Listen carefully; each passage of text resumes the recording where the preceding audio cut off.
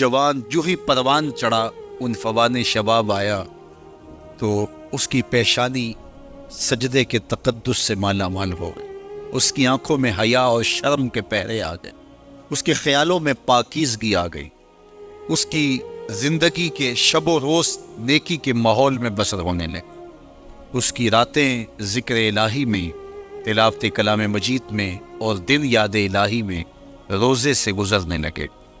وہ جوان جس کی جوانی اللہ کی عبادت میں گزر، جوانی اگر عبادت میں گزر گئی تو بڑھاپا تو پر نور ہے ہی ہے۔ سب سے مشکل مرحلہ زندگی کا جوانی کا ہے۔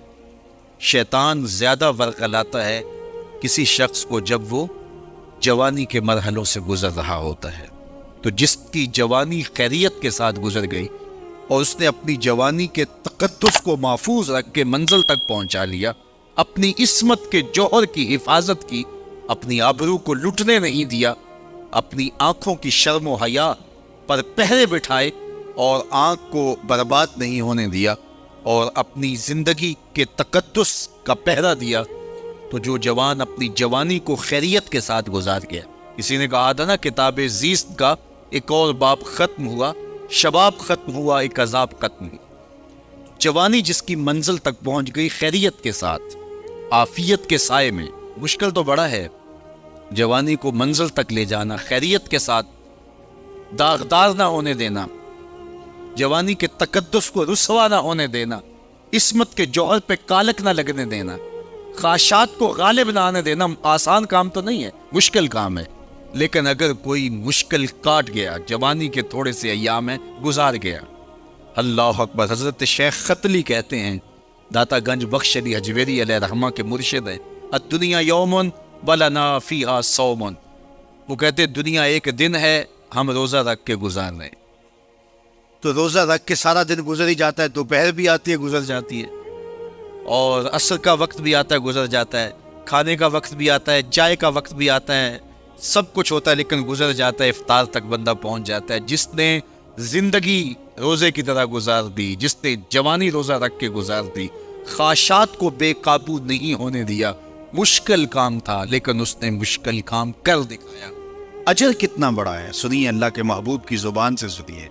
حضور نے ارشاد فرمایا جو سید ابو ہریرہ کے ذریعے سے ہمارے تک پہنچا، فرمایا قیامت کے دن جب سورج کا رخ سیدھا ہوگا، زمین تانبے کی ہوگی، لوگ پسینے میں شرابور ہوں گے، کوئی ٹخنوں تک پسینے میں، کوئی گھٹنوں تک، کوئی کمر تک، کسی کو پسینے کی لگام دی جائے گی، اور وہ پسینہ ایسے نہیں ہوگا جس طرح یہ پسینہ ہے، اتنا گرم ہوگا۔ ابن رجب حنبلی کہتے ہیں اس پسینے کا ایک قطرہ اگر احد پہاڑ پہ ڈال دیا جائے تو وہ پگھل جائے، اتنا گرم ہو، بدبودار اتنا ہوگا، ایک قطرہ دنیا پہ ڈال دیا جائے، انسان کیا جانوروں کے دماغ بھی پٹ جائے، اس پسینے میں لوگ شرابور ہوں گے۔ لیکن جس نے اپنی جوانی کو عافیت سے گزارا ہوگا، کل قیامت کے دن جب کوئی سایہ نہیں ہوگا، اللہ اس جوان پر اپنے عرش کا ٹھنڈا سایہ عطا فرمائے۔ وہ شخص جس کو کسی عورت نے دعوت گناہ دی اور وہ صاحب منصب تھی، صاحب جمال تھی، اور اس نے یہ کہہ کے یہ خواہش، یہ آرزو مسترد کر دی، انی خوف ہوں گا۔ اسی طرح کوئی عورت ہے تو اس نے اپنے تقدس کی حفاظت کی، اپنی آبرو پہ پہرا دیا اور کسی پیشکش کو ٹھکرا دیا، تو فرمایا قیامت کے دن جب کوئی سایہ نہیں ہوگا، اللہ اسے بھی اپنے عرش کا ٹھنڈا سایہ دے گا۔ کیسا سخت دن، اور وہ کس اعزاز میں ہوگا، کس تکریم میں ہوگا۔ یہ تو 4 دن 10-20 سال ہیں، اور وہ 50,000 سال کا ایک دن۔ پھر اس کو اللہ کا شکر ادا کرنا ہوگا کہ اللہ تو نے کتنا کرم کیا میرے اوپر کہ میری جوانی خیریت اور عافیت سے گزری، اور آج اس کا تو کتنا بہتر صلہ مجھ کو دے۔ آج اللہ نے مجھے اور آپ کو فرصت دی ہے، یہ اٹھتے ہوئے جنازے، یہ پھیلی ہوئی قبریں، یہ ہم سے بچھڑتے ہوئے لوگ، یہ ہمارے لیے ایک پیغام ہے، ایک میسج ہے ہمارے نام، یہ ہمارے لیے عبرت ہے۔ آج وہ جا رہے ہیں تو ہمیں بتا کے جا رہے ہیں کہ صاحب ہم جا رہے ہیں، ہمارے پیچھے بھی آ رہے ہیں۔ اور یہ بات ذہن میں رکھیے، دنیا پر آنے کی ایک ترتیب ہے، دنیا پر جانے کی وہ لازمی ترتیب نہیں ہے۔ پہلے دادا آتا ہے، پھر باپ آتا ہے، پھر بیٹا آتا ہے، پھر اس کے بعد بچے آتے ہیں۔ ایسے کبھی نہیں ہوا کہ باپ سے پہلے اولاد آ گئی۔ دنیا پر آنے کی یہ ترتیب ہے، اور یہ طے شدہ منظم ترتیب ہے۔ لیکن دنیا سے جانے کی یہ ترتیب نہیں ہے کہ پہلے باپ جائے پھر ہی اولاد جائے گی۔ بسا اوقات بوڑھے باپ کو جوان بیٹے کی میت کو کندھا دینا پڑ جاتا ہے۔ تو یہ دنیا سے کب کوئی جا سکتا ہے مجھے اور آپ کو نہیں پتہ۔ یہ عمل مخفی رکھا گیا ہے اس لیے تاکہ ہم ہر لحظہ موت کے لیے تیار رہیں۔ موت کے لیے تیاری یہی ہے کہ ہم توبہ کی دہلیز پہ کھڑے رہیں، اپنے مالک کی حضور رجوع کرتے رہیں، اچھے اعمال کا ذخیرہ کریں، اور کسی کے حق ہمارے ذمہ پر نہ ہو کہ ہم قیامت کے دن جو ہے وہ پچھتائیں۔ کسی نے اگر کسی کا حق غصب کیا صرف 3 پیسوں کے عوض کے اندر، قیامت کے اندر یہ کرنسی تو ہمارے ساتھ ہوگی نہیں، یہ تو ہم یہی چھوڑ دیں گے، یہ مال، یہ دولت، یہ بینک بیلنس یہی چھوڑ کے چلے جائیں گے۔ یہ تو کفن بھی میلا نہیں ہونے دیں گے کہ بانٹ لیں گے۔ جاندی واری ڈرونا بنے ہوتے ہاتھ نہ لاندے ڈر دے، جنہ لئی تو پاپ کمائے اج کتھے نہیں تیرے کر دے۔ وہ تو کفن بھی میلا نہیں ہوگے دیں گے، بانٹ لیں گے۔ تو آخرت میں سکہ رائج الوقت عمل ہوگا، تو پھر عمل لیے جائیں۔ تو جس نے کسی کا 1 ٹگا مارا ہوگا، 3 پیسے مارے ہوں گے، اس کے بدلے میں 700 نمازیں جو باجماعت پڑھی گئی ہیں وہ لے لی جائیں گے۔ اور جو لوگوں کے پلاٹ ہڑپ کر گئے، رشوتیں، زیادتیاں، جور و ظلم اور لوگوں کے ساتھ زیادتیاں اور لوگوں کا مال ہتھیانا، خون نچوڑنا، اذیتیں دینا، تو کس طرح وہ قیامت کے دن عہدہ برا ہو سکیں گے؟ تو آج اللہ کی رحمت کے در کشادہ ہیں اور اس کی رحمتیں آواز دے رہی ہیں، آجو پلٹ کے میری رحمت کے دروازے کھلے۔ اللہ اکبر۔ یا ایھا الانسان ما غرک بربک الکریم، اے انسان پلٹ کے آ جاتے ہیں، رب بڑا ہی کریم۔ مجھے بتاؤ، یوں بھی کوئی آواز دیتا ہے؟ یوں بھی کوئی پکارتا ہے؟ بھاگے ہوئے مجرم کا تعاقب کیا جاتا ہے، کبھی یوں بھی پیار سے اس کو بلایا جاتا ہے، لیکن 70 ماؤں سے زیادہ پیار کرنے والا رب پکار پکار کے کہہ رہا ہے، او بھاگنے والے آجا پلٹ کے، تیرے رب کا دروازہ کھلا ہوا ہے۔ وہ یہ نہیں دیکھے گا تو نے جرم کتنے کیے، وہ یہ دیکھے گا تو پلٹ کے آئے گا، آ گیا ہے۔ اور وہ تیرے گناہ نہیں دیکھے گا، تیرے آنے کو دیکھ کے تیرے گناہوں کو بدل کے نیکیوں میں تبدیل کر۔ جتنا بڑا گناہ گار ہے اتنا بڑا دے پکار، آ تو صحیح، آنا تو نے ہے ہی۔ پھر جو کفن میں منہ چھپا چھپا کے آتا پھرے گا، پھر جو تجھے لوگ اٹھا کے لائیں گے، اچھا نہیں ہے کہ اپنے قدموں سے خود ہی چل کے آ جا۔ آج کھلے منہ آ جا، اس کی رحمتیں تیرے استقبال کرنے کے لیے منتظر ہیں۔ آج وہ آواز دے کے کہہ رہا ہے، آجا میری رحمتیں تیری منتظر ہے۔ ما غرک بربک الکریم، تجھے کریم رب سے کس نے مغرور کر دیا؟ تکبر میں، رعونت میں مبتلا ہو یا تو اپنے مالک کی دہلیز کو چھوڑ گیا؟ آجا پلٹ کے، وہ کریم تجھے بلا رہا ہے، اور دیکھ اس کا رشتہ کتنا گوڑا ہے۔ اللہ ذی خالقہ کا، اس نے تجھے پیدا کیا ہے، وہ تیرا خالق لگتا ہے۔ اللہ اکبر۔ یعنی وہ تجھے بلا رہا ہے جس کا تیرا رشتہ اتنا گہرا ہے کہ وہ تیرا خالق لگتا ہے۔ ماں کو جو اولاد سے پیار ہے، دنیا کے کسی ترازو پہ وہ پیار تولا جا سکتا ہے؟ ماں کی محبت کا کہیں وزن ہو سکتا ہے؟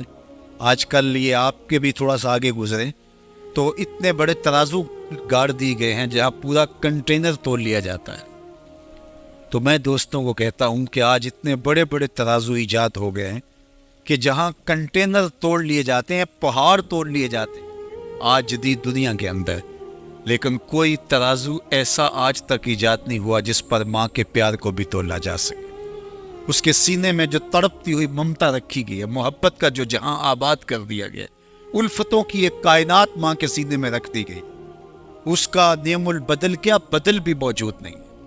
ماں جب بولتی ہے تو اس کے لہجے میں جبریل بولتا ہے، ماں جب مسکراتی ہے تو لگتا ہے جنت کی ساری کلیاں کھل اٹھی۔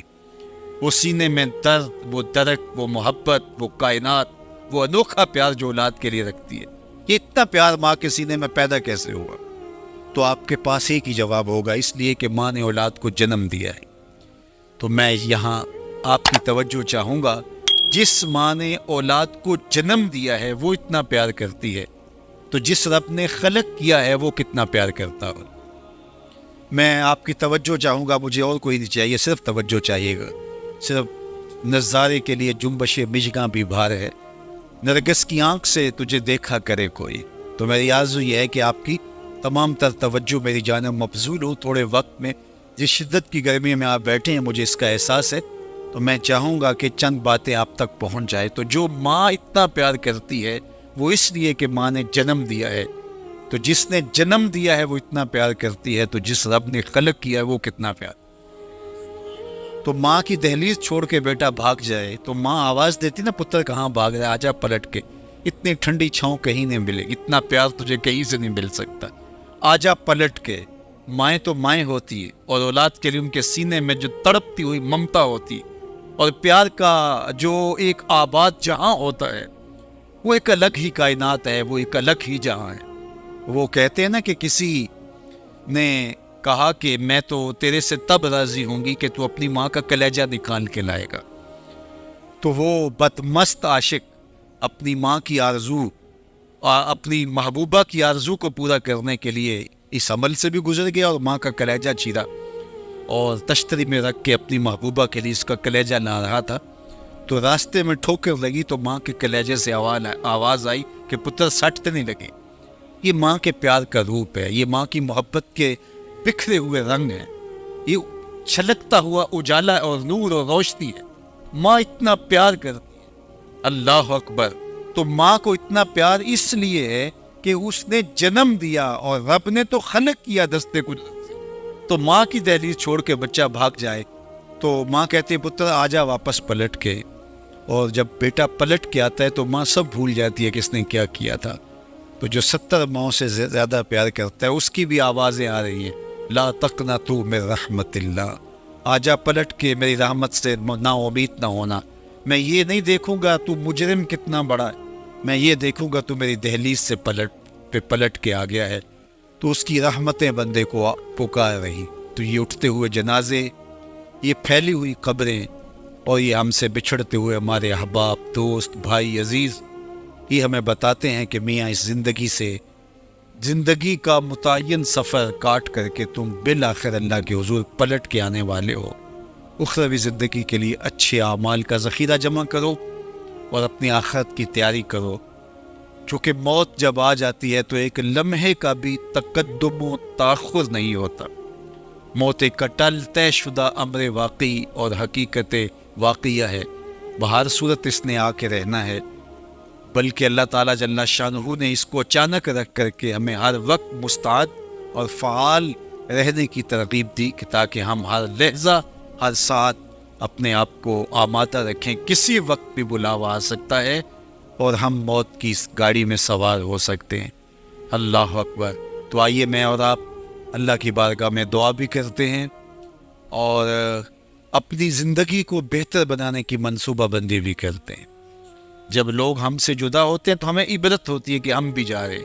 حضرت یعقوب علیہ السلام نے حضرت اسرائیل سے عہد لے رکھا تھا کہ میری روح قبض کرنے کے لیے اچانک نہیں آنا، پہلے کوئی قاصد بھیج دینا تاکہ میں موت کی تیاری کروں. انبیاء تو تیاری ہوتے ہیں، کچھ چیزیں تعلیم امت کے لیے ہوتی. تو کہا کہ جی میرا وعدہ رہا. تو ایک عرصے کے بعد حضرت اسرائیل حاضر خدمت ہوئے اور کہا کہ حضور میں قبض روح کے لیے آیا ہوں. فرمایا تم نے تو وعدہ کیا تھا اچانک نہیں آؤں گا، تم اچانک آ گئے، کوئی قاصد نہیں بھیجا. تو کہا حضرت میں نے تو قاصد بھیجے تھے. فرمایا میرے پاس تو ایک بھی نہیں آیا. عرض کی حضور آپ کے سامنے کتنے لوگوں کی موت واقع ہوئی، یہ میرا قاصد نہیں تھا تو اور کیا تھا.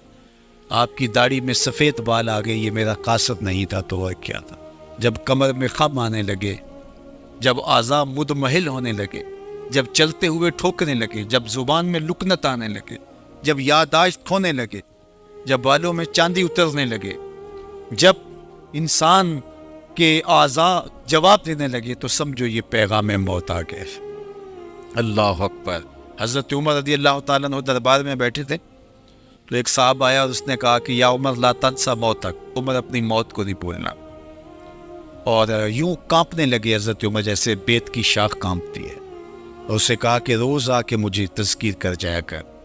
وہ روز آتا ہے، بڑے دربار میں کھڑا ہو کے کہتا ہے عمر اپنی موت کو نہیں بھولنا. ایک دن آیا، آپ نے اس کو کہا میاں آج کے بعد نہیں آنا. کوئی اور شخص آنے لگا، فرمایا نہیں. تذکیر موت کی ضرورت نہیں رہی، فرمایا نہیں. مجھ سے کوئی گستاخی ہوگی، فرمایا نہیں. تو پھر مجھے چھٹی کیوں دی جا رہی ہے؟ تو حضرت عمر روئے اور یوں داڑھی پہ ہاتھ رکھا اور ایک بال الگ کر کے کہا یہ دیکھ میری داڑھی میں سفید بال آ گیا، اب یہ مجھے چین سے نہیں بیٹھنے دے گا. ہماری تو پوری داڑھی بھی سفید ہو جائے نا.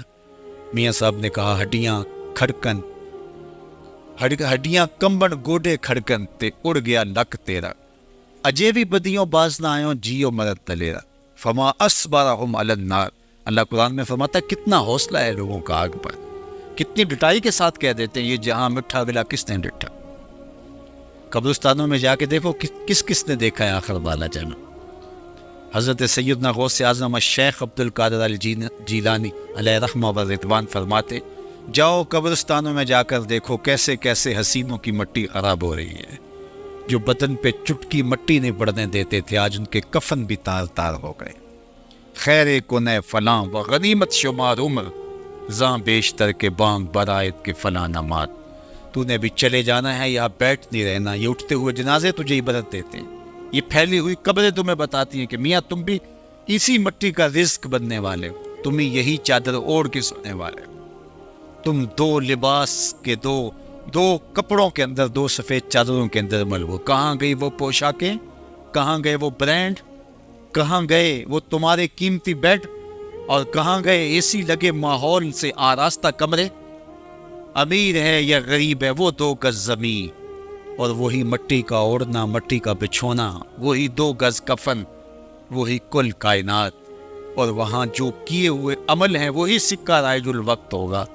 تو قبل اس سے کہ وہ وقت آ جائے اور پھر ہاتھ بلے، فلاں چیخ کے کہتا تھا مجھے اس کی بات سن لینی چاہیے تھی، فلاں پکار کے کہتا تھا اس کی آواز پہ کان دھرنا چاہیے تھا، فلاں اٹھتا ہوا جنازہ مجھے عبرت دے دیتا، فلاں بندے نے مجھے یہ کہا تھا اس کی بات پہ کاش میں عمل کر لیا ہوتا۔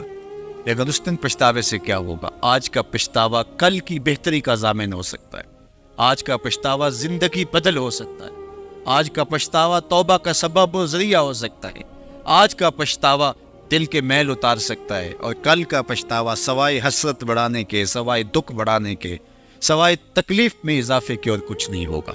اس لیے میں اور آپ اپنی زندگی کی منصوبہ بندی کریں۔ مجھے پتہ ہے میں کہاں کھڑا ہوں، اور آپ کو بھی پتہ ہے کہ ہم کہاں کھڑے ہیں۔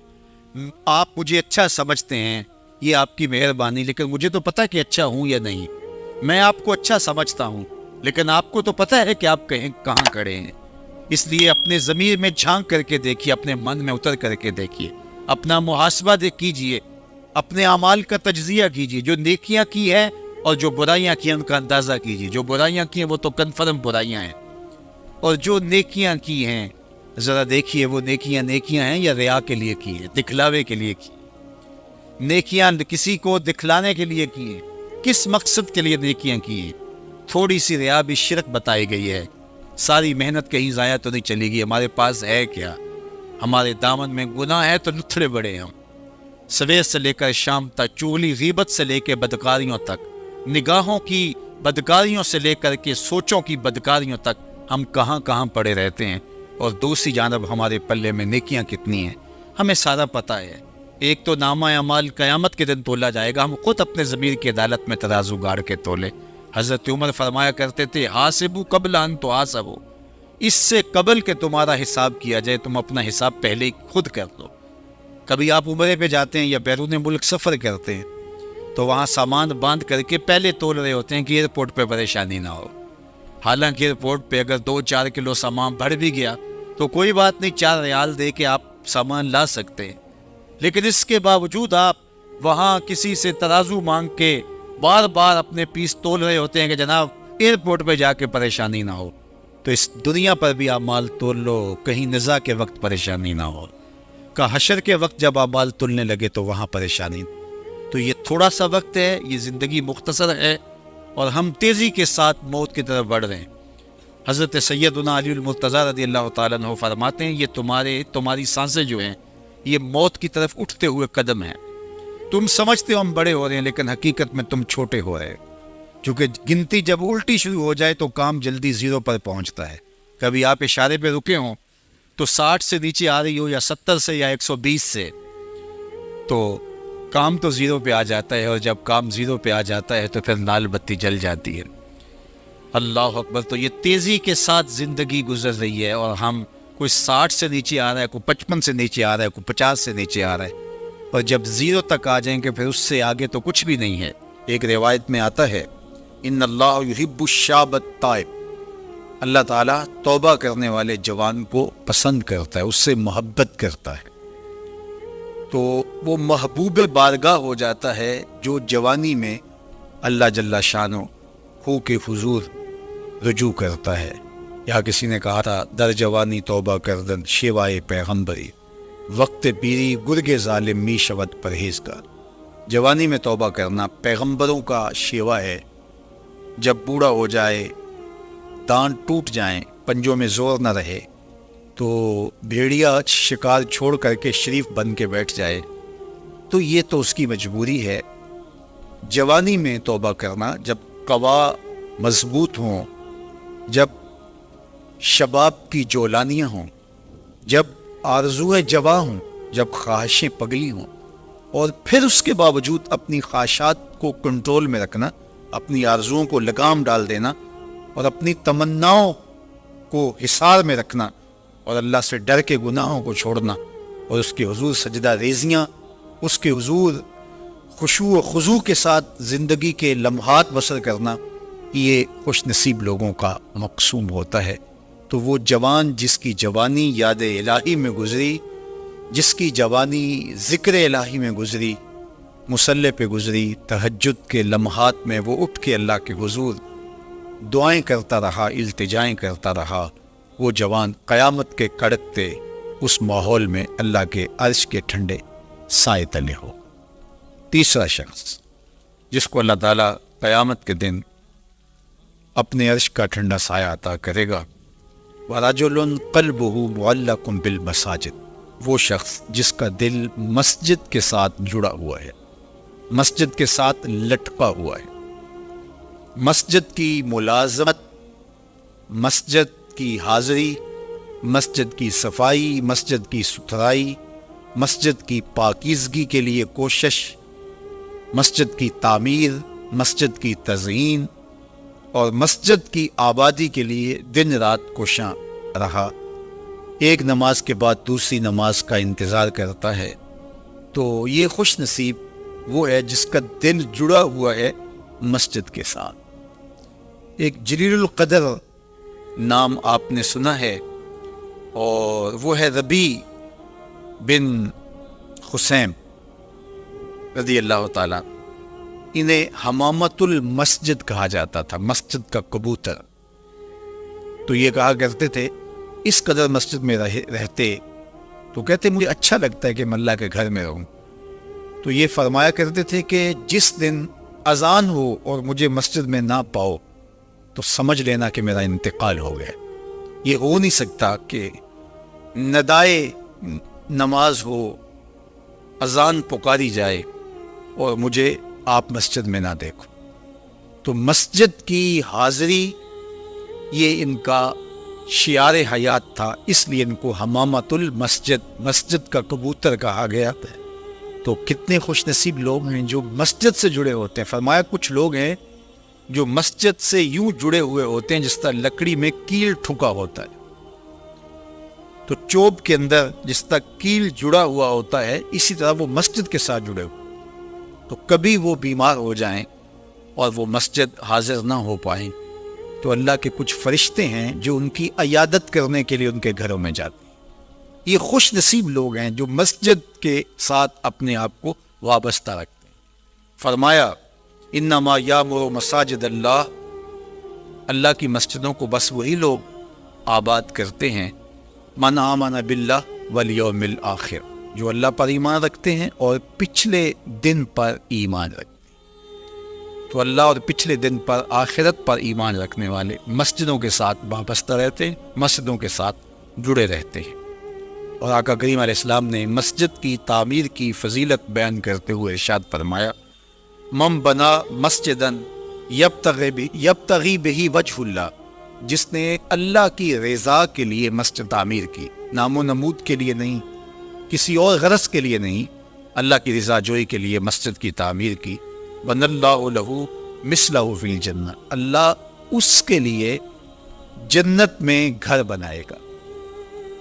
تو یہ بلکہ پوری مسجد بھی نہیں، آدھی اینٹ کے برابر بھی اگر کسی نے مسجد کی تعمیر میں حصہ ڈالا تو ایک جانور کے گھونسلے کے برابر بھی کسی نے مسجد کی تعمیر کی تو اس کے لیے بھی یہ فضیلت بتائی گئی کہ جنت میں اس کو محل دیا جائے گا، قصر دیا جائے گا۔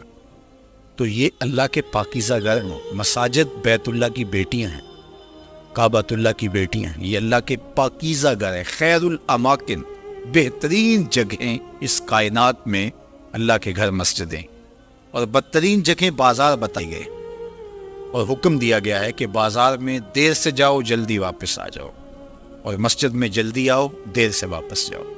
تمہارے جو لمحے اللہ کے گھر میں گزریں گے وہ عبادت میں گزریں گے، وہ ذکر و فکر میں گزریں گے۔ تمہارے اٹھنے والے وہ قدم جو مسجد کی طرف اٹھتے ہیں وہ قیامت کے دن ظلمت سے نجات کے ضامن ہوں گے، وہ چراغ بن کے تمہاری زندگی، آخرت کی زندگی کے اندر چراغاں کر دیں گے۔ تمہیں جنت کی طرف لے جانے والے وہ قدم ہیں جو مسجد کی طرف اٹھتے ہیں، مسجد کی طرف بڑھتے ہیں۔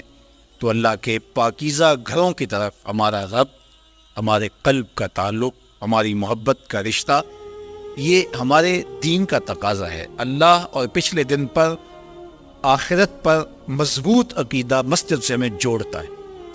کبھی کسی مجبوری کی وجہ سے مسجد جانے سے قاصر ہوں، بیمار پڑ گئے ہیں، مسجد نہیں جا سکتے، یا حالات ایسے ہیں جس طرح آج کل کے حالات ہیں کہ مسجد میں جانا کسی وجہ سے موقوف ہو گیا، تو مومن اس پر خوشی محسوس نہیں کرے گا۔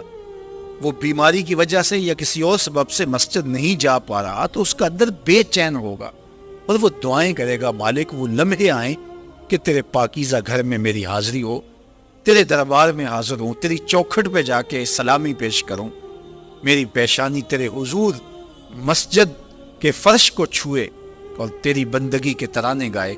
تو وہ یہ آرزو کرے گا، اگرچہ شریعت اس کو رخصت بھی دیتی ہو، لیکن پھر بھی اس کی تمنا تو ہوگی۔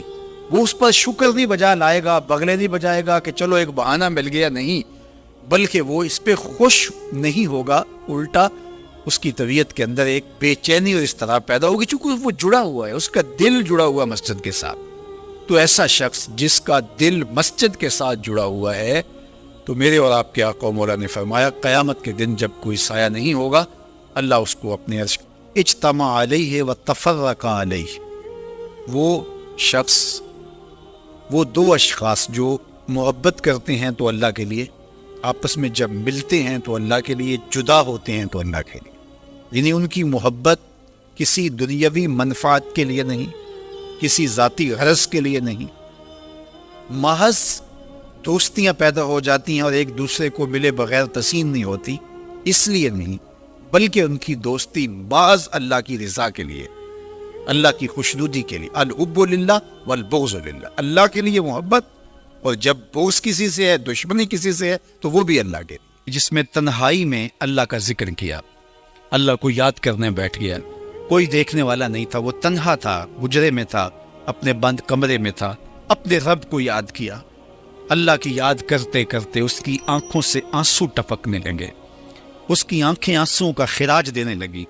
تو میرے اور آپ کے آقا و مولا نے فرمایا کہ یہ آنسو اتنے قیمتی ہیں، ان آنسوؤں کے بدلے میں قیامت کے دن اسے عرش الہی کا سایہ نصیب ہو، عرش الہی کا سایہ اسے نصیب ہوگا ان آنسوؤں کے بدلے میں۔ رومی علیہ رحمہ فرماتے ہیں جہاں پانی گرتا ہے وہاں سبزہ اگتا ہے، جہاں آنسو گرتے ہیں وہاں رحمت اترتی ہے۔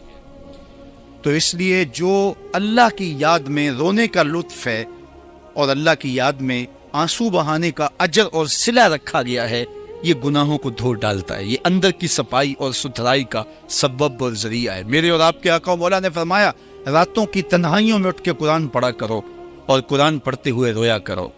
پھر فرمایا فَإِن لَمْ تَبْكُوا فَتَبَاكُوا، اگر رونا نہ آئے تو رونے کی کوشش کیا کرو۔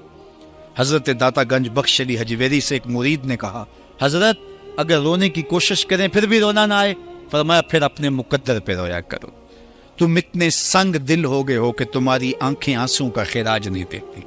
جو رونا نہیں جانتا وہ اللہ کی رحمتوں کو اور اللہ کی کرم نوازیوں کو کیسے سمیٹ پائے گا؟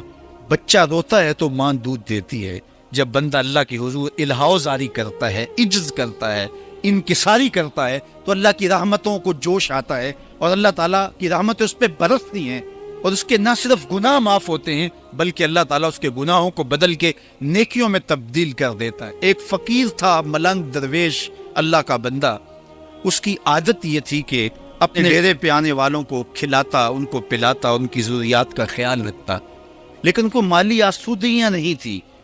ہوتا یہ تھا کہ بعض اوقات لوگ آتے تو ادھار لے کر کے وہ لوگوں کو کھلا دیتا۔ خیر، چونکہ فقیر کا مزاج یہ ہوتا ہے کہ لوگ آئیں اس کے ڈیرے سے کھائیں۔ بابا بلے شاہ نے بھی کہا تھا نا، اٹ کھڑک کے دکڑ بجے تتا ہووے چلا، آن فقیر کھا کھا جاون راضی ہووے بلا۔ یہ فقیروں کا مزاج ہے، تو جو بھی آتا اس کے ڈیرے سے کھاتا، اور وہ ادھار اٹھا اٹھا کے لوگوں کی ضروریات کو پورا کرتے رہتے۔ وقت آخر آ گیا، جن لوگوں نے ادھار دیا تھا وہ سارے تقاضا کرنے آ گئے۔ اب بابا جی کو کیا فکر لاحق ہے کہ یہ میرے مہمان ہیں اور میں ان کو کچھ پیش کرنے کی صلاحیت نہیں رکھتا۔ ایک بچہ تھا، وہ کچھ سامان بیچ رہا تھا، پتیسا بیچ رہا تھا یا کوئی اور چیز بیچ رہا تھا۔ اس نے گلی سے گزرتے ہوئے آواز لگائی، خاتم کو پائے سے بلا کے لاؤ۔ کہا تم بیچ رہے ہو تو میرے مہمانوں کو کھلا دو۔ بچہ بڑا خوش ہوا کہ میں سارا دن گلیوں میں گھوم کے یہ پتیسا بیچنا تھا، اب یہ ایک جگہ ہی سارا فروخت ہو گیا تو یہ تو موج لگ گئی، میں جلدی گھر چلا جاؤں گا، میری ماں خوش ہوگی۔ تو سارا ان مہمانوں کو کھلا دیا گیا، اور اس کے بعد کہا بابا جی پیسے؟ کہا تم بیٹھ جاؤ، جب ان کو ملیں گے تو تجھے بھی مل جائیں گے۔ وہ بیٹھ گیا، 2 4 10 منٹ بیٹھا تو بچہ تھا پھر کھڑا ہو گیا، بابا جی پیسے؟ کہا جب ان کو ملیں گے تو تجھے بھی مل جائیں گے۔ پھر آدھا گھنٹہ گزرا تو پھر اس نے کہا بابا جی پیسے؟ میری ماں میرا انتظار کر رہی ہے، ہمارے گھر کا چولہا اسی سے جلتا ہے، میں یہ پیسے لے کر جاؤں گا اور میری ماں کوئی ہنڈیا خریدے گی اور ہم شام کا گھر کا کوئی سلسلہ کریں گے۔ کہا بیٹا جب ان کو ملے گا تو تجھے بھی مل جائے گا۔ بچے نے رونا شروع کر دیا، یتیم بچہ تھا، اس کا سارا آسرا یہی تھا، اس نے رونا شروع کر دیا۔ جب بچہ رویا اللہ کی رحمت کو جوش آیا، کوئی مرید نذرانہ لے کے ان بزرگوں کے پاس آ گیا اور اشرفیوں کی بری ہوئی تھیلی پیش کی۔ وہ اتنے پیسے تھے کہ اس بچے کو بھی دیے، جتنے لوگ آئے تھے سب کا قرض چکایا۔ کہا جاؤ گھروں کو۔ تو سب نے کہا بابا جی ہم صبح سے بیٹھے ہوئے تھے تو یہ نذرانہ دینے والا صبح سے نہیں آیا، تو اب کیسے آ گیا؟ کہا صبح سے تمہارے اندر کوئی رونے والا نہیں تھا، ایک رونے والا آیا تو باقیوں کا بھی کام بن گیا۔ بعض اوقات کسی ایک شخص کی وجہ سے باقیوں کی خطائیں بھی معاف ہوتی ہیں۔ آج ہم اجتماعی طور پہ تا حد نظر اندر باہر اوپر نیچے اتنے لوگوں کے ہجوم میں اللہ کی بارگاہ سے یہ توقع رکھتے ہیں کہ مالک کتنے ہجوم میں کوئی ایک تو ہوگا جو تیرا لاڈلا ہوگا، کوئی ایک تو ہوگا جو تیرا بہت قریبی ہوگا، کوئی ایک تو ہوگا جس پہ تیری رحمتیں برسیں گی۔ تو مالک اس کے صدقے سے ہماری خطائیں بھی معاف کر دے، ہمارے گناہ بھی معاف کر دے۔ کوئی ایک رونے والی آنکھ مل گئی تو باقیوں کا بھی کام بن جائے گا۔ اٹھ فریدا ستیا تے میلہ ویکھن جا، وت کوئی بخشیا مل جاوے تے تم ہی بخشیا جا۔ میرے مالک ہم سب کی خطائیں معاف کر دے، ہم سب سے درگزر فرما، اور ہم سب کے باطن کو ستھرائیاں دے دے، ہمارے اندر کو پاکیزگیاں دے دے۔